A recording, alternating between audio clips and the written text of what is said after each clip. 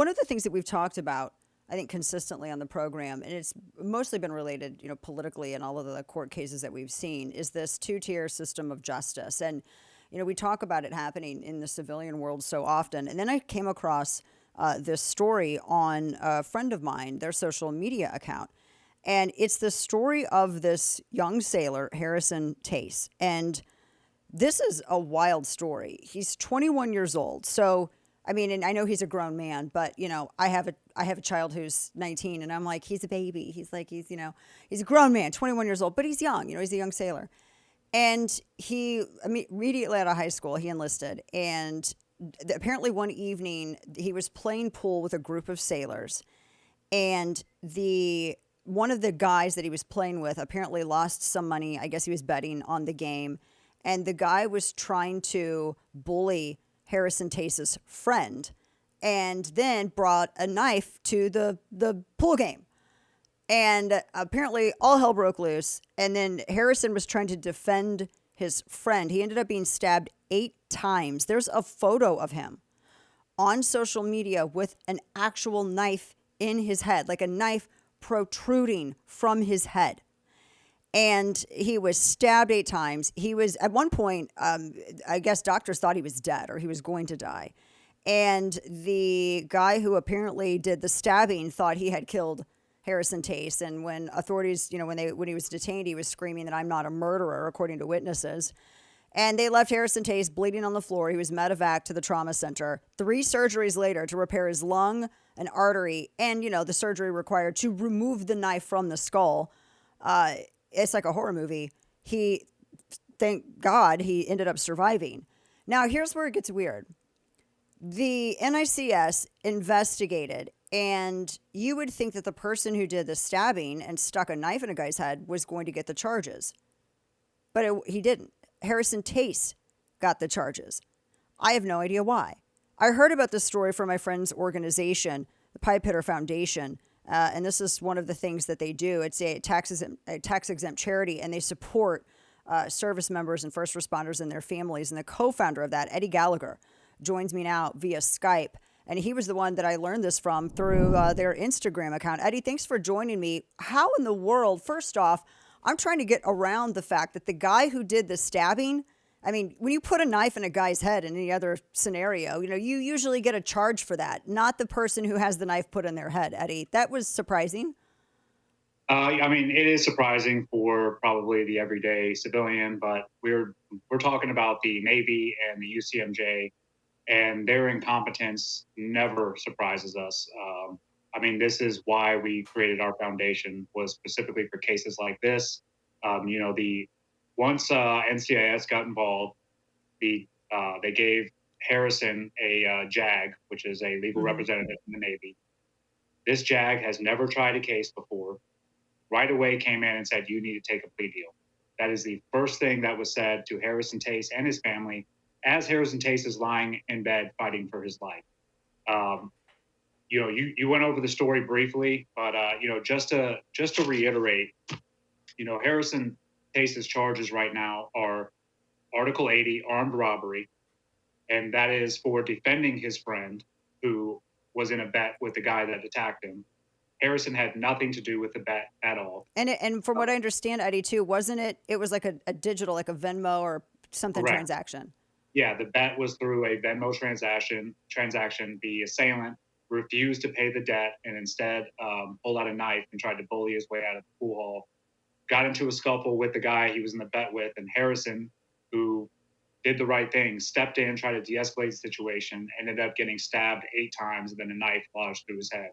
And they are charging him with an attempted robbery for stepping in and trying to break up this fight. They are also charging him with 128, which is assault, for placing the sailor who was stabbing him in a headlock while he was stabbing him. And the last charge is disorderly conduct for fighting, which is a blanket statement the Navy does all the time on anything. So he's facing these 3 charges while he's laying in bed fighting for his life, and he is facing court-martial, I believe, in a couple of months. And if he goes to court-martial, he could get a bad conduct charge, discharge out of the Navy, which will follow him for the rest of his life. And this is Harrison is a all American, like great kid. We've had our legal team has talked to him and his family. This kid just wanted to join up the United States Navy, serve his country, and do what was best for him. And this is the way the Navy is treating him after this unfortunate incident. What did the assailant, did the guy who stabbed him, what kind of articles was he charged with? What was levied against him? I'm not sure what he's being charged with, but here's the catch. He is free right now, roaming the same base that Harrison is on. So they're both restricted to the same area. The assailant is now back at work. So, I mean, this is the absurdity of the United States Navy and the UCMJ. It is filled with incompetent people who do not know what they're doing. These decisions are made very rashly. And then you involve the clown show that is NCIS, who are not even close to being real investigators. They're all just looking to make a case or get rid of a case as fast as they can. And this is why our foundation, unfortunately, has to exist, because we are going to hold NCIS and the Navy legal system their feet to the fire and make sure they do the right thing. We're talking with Eddie Gallagher with the Pipit Foundation. You can find them on social media. You can find them online. We have the URL down there in the lower third. And when you said this could follow him for the rest of his life, for people who don't know, you get a dishonorable discharge. You're a prohibited possessor. I mean, that's on your record. I mean, that comes up in any kind of job interview. You can never buy a gun. You can never carry a gun. There's a number of things that come into play against you. And then on top of it, Eddie, from what I understand, he could have all of his benefits, everything stripped from him, including Correct. his ability to pay for his care. Yep. And then also he could have to pay back the $25,000 signing bonus that he did to join the Navy as well. So all those are up in the air right now.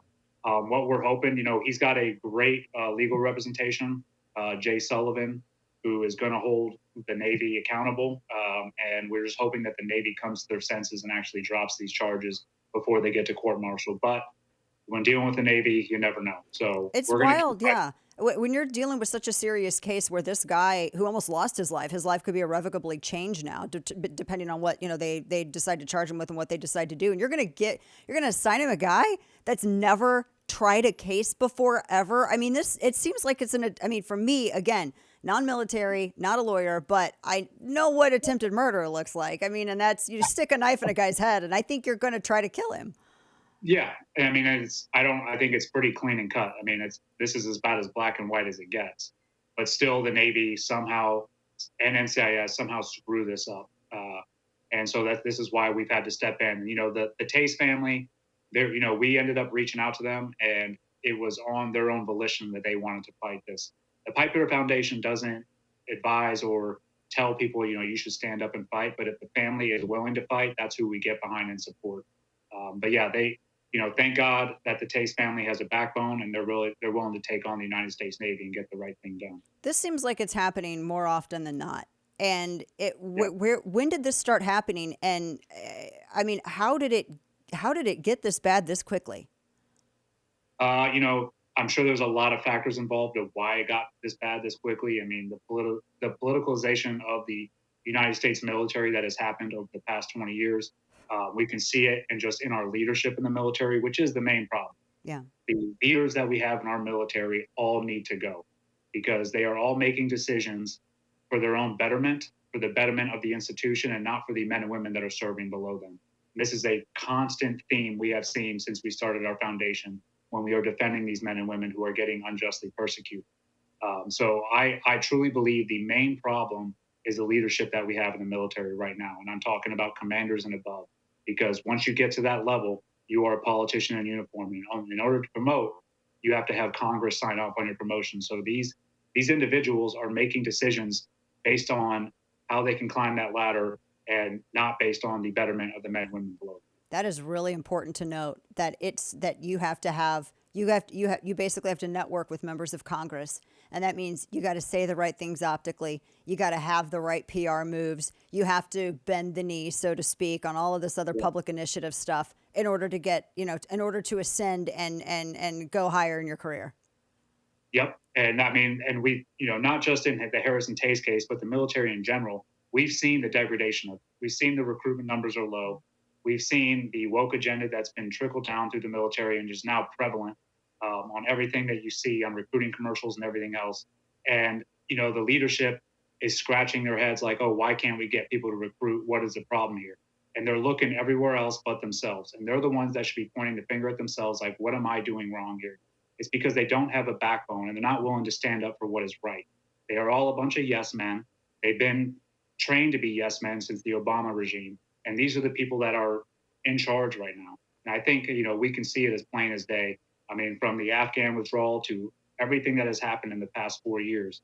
So, I mean, this is, the Pipit Foundation was founded to fight one little piece of the pie. And that's what we're going to do, is to make sure that these leaders are held accountable and that these JAGs and the UCMJ does the right thing. We're talking with Eddie Gallagher with the Pipit Foundation, in this case with Harrison Tayse, who I can't imagine, these, I mean, the idea of armed or attempted robbery, and, he's defending himself and he gets charged with assault. And yet, the guys who actually escalated it and created the problem, they're out walking around free. You mentioned recruitment, and there are so many out there, and I hear this so many times from different families. They're nervous, and even those young men and women who would think about enlisting, they pause because they see cases like this. They saw cases like yours. They see what happened in Afghanistan. They see a number of these situations, and they think, well, wait a minute. If I'm going to go to that extreme for my country and put it all on the line, will my country, will this institution have my back if I need them to? What does that do to military preparedness? How concerned are you for that? I've been concerned about it. I mean, ever since my case, obviously, we drank through a fire hose of exactly what goes on behind the scenes, and it was disgusting, which is why we started this foundation. But, ever since then, I've been concerned that, the men and women who are either serving this country or wanting to sign up for this country are going to be afraid to do the right thing and do their job at the right time because they're scared of the consequences that are going to come down on them from the leadership, from people who don't even go out there and actually do the job. These are people sitting behind desks who armchair quarterback all day long, and the consequences are severe. I mean, the decisions that are made to these young men and women for doing their job are ruining their lives. And not only ruining their lives, they're ruining their families' lives. I don't blame, these young men and women who are pausing and hesitating to join. But I always tell them that there is nothing more honorable than serving your country. And the one thing you can count on in the military is change. And hopefully we will see that change coming this November. We'll swing things back to where they used to be. It's going to take some time, but I don't want to dissuade young men and women from joining this military because I truly believe it is the most honorable thing that you can do. And from your mouth to God's ears, I hope there's a change in November. What can people do to help Harrison right now and to help Pipiters Foundation? Because this isn't going to be the last case. No, definitely not. But you can go on the pipitterfoundation.org. You can look up.